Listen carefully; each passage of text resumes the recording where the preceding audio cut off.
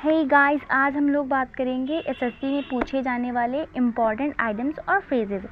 तो इम्पॉर्टेंट कैसे, मैं पहले बता दूं आप लोगों को। ये जो 23 लिखा है, इसका मतलब होता है कि एसएससी में 23 टाइम्स ये पूछे गए हैं, और 27 का मतलब होता है कि ये अदर एग्ज़ाम में पूछे, मतलब एसएससी के अलावा जो अदर एग्ज़ाम होते हैं, वनडे एग्ज़ाम, ये उसमें पूछे गए। तो सबसे पहला है हमारा बीट अबाउट द बुश।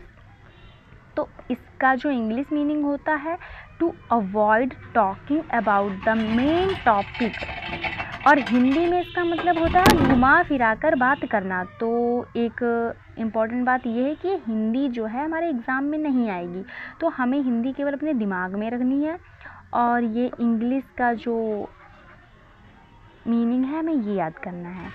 तो बीट अबाउट द बुश का हमें पता चल गया। इसका अर्थ होता है कि to avoid talking about the main topic, घुमा फिरा कर बातें करना। ये थोड़ा रिलेटेबल लगता है, ये हमें याद हो जाएगा। इसमें अभी जो नीचे है वो हमें जैसे थोड़ा ट्रिक वगैरह बनानी पड़ेगी।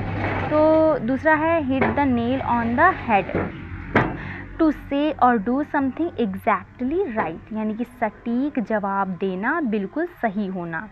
18 टाइम्स पूछा गया या 18 टाइम्स, पागल हम।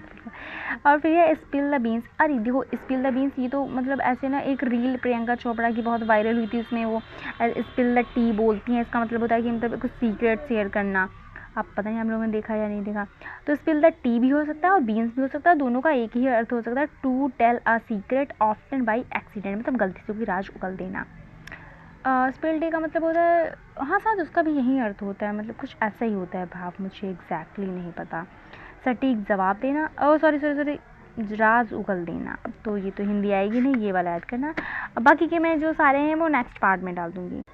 बाय द वे, ये जो हैं हमारी स्पीकिंग लैंग्वेज में भी बहुत ज़्यादा यूज किए, ब्रिटिश और अमेरिकन एक्सेंट में बहुत ज़्यादा यूज़ किए जाते हैं। मतलब इनको हल्के में मत लेना कि केवल एग्ज़ाम में ही आते हैं। अगर आप लोग जैसे कि सीजीएल की कोई हायर पोस्ट की तैयारी करते हैं, एएसओ वगैरह, उसमें ऐसे बाहर भेजा जाता है, तो उसमें ये अगर आप फोकस से याद करेंगे तो उनकी पोस्ट में जैसे कि आप पढ़ रहे हैं तो याद रहेगा, फिर आगे आपको लैंग्वेज में यूज़ करना बहुत आसान रहेगा। अगर आप नहीं यूज़ कर पाएंगे तो कम से कम कोई बोलेगा तो आपको पता तो रहेगा ना। तो नेक्स्ट पार्ट में आपको ये सारे दे दूँगी, और पीछे भी 200 है, सारे मैं आप लोगों को बता दूँगी पार्ट वाइज।